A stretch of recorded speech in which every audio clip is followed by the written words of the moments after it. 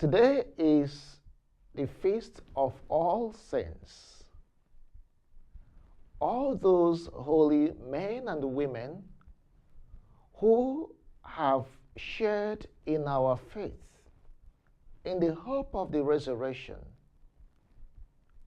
and now have gone before us enjoying the beatific vision. There are a few lessons we need to understand from this feast. The first is that saints are not only those who have their names and particular days that they are celebrated in the liturgical calendar. There are many, our ancestors, our forefathers, our parents, who lived holy life, being in touch with God, responding to the needs of others, being compassionate in their dealing, being merciful to others. And now God has welcomed them. Some of them may not even be remembered. Some of them are not even prayed for.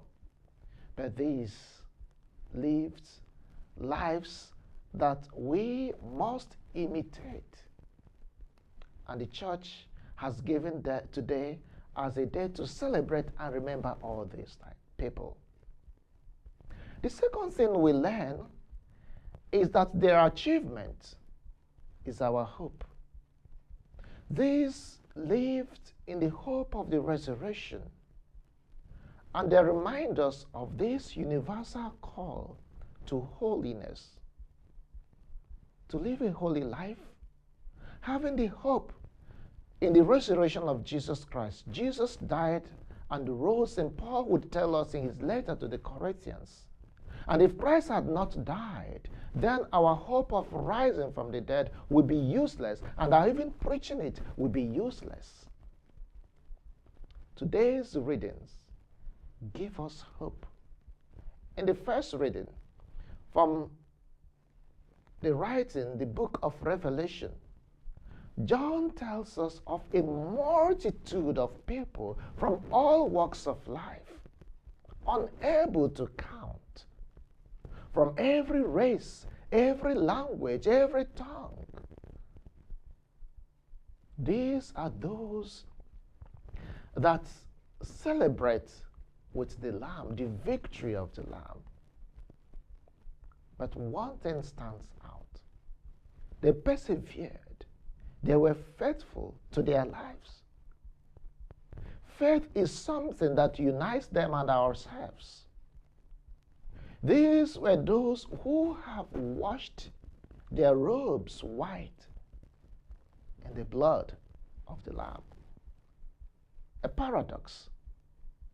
This also means that because of faith, living the faith, persecution, challenges, sufferings may come.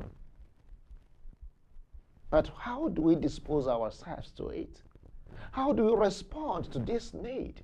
How do we respond to this reality? The moments of dark night in our lives, the moments of persecution, the moments when the demand of your faith is requested from you. These men and women, some of them martyred, some apostles, evangelists, some lived the ordinary lives. In Teresa of the Child Jesus will tell us that saints are not really those who do extraordinary things, but those who live ordinarily, live their ordinary life in an extraordinary way, being true to what it means to be human. This is what St. Irenaeus tells us. The glory of God is someone who is fully alive. The gospel also gives us the criteria for the last judgment. In the beatitude, the blessedness of those who trusted God, the poor, the meek, the lowly, the merciful, those who are persecuted, those who mourn. And mark you, these people are not blessed. They're not poor because they are blessed. They're not persecuted because they are blessed. They are not meek because they are blessed. They do not mourn because they are blessed. Rather, in being in such situations of poverty, expressing meekness, being merciful, mourning, or being persecuted, they trusted solely in God and committed their lives to Him. And because of this faith, because of this faithfulness, because of this perseverance, because of this disposition of heart, of mind, of life, they are blessed. They are rewarded. And in this we have an array of how we can mirror our own lives, model our lives. And that is why we have many saints. If the austerity of a particular saint doesn't appeal to you, the simplicity of another may appeal to you. And if you follow that, then you will also get to where they are. St. John of the Cross tells us, God leads different people through different ways to the same goal. And that goal is holiness, union with Him, sainthood. Lastly, the second reading tells us that at that time, on the last day, we shall see God as He really is.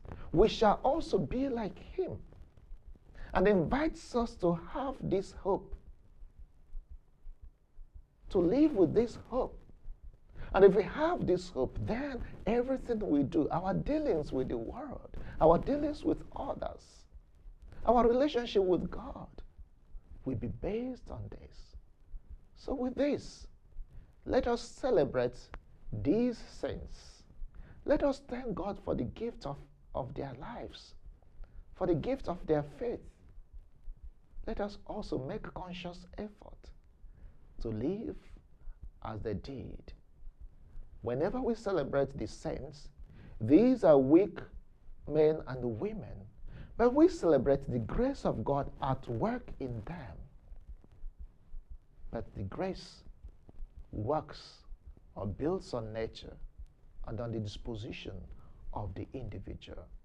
We ask their intercession to be like them and to have this hope of our own resurrection by living a life worthy of our vocation as Christians, redeemed, washed in the precious blood of the Lamb.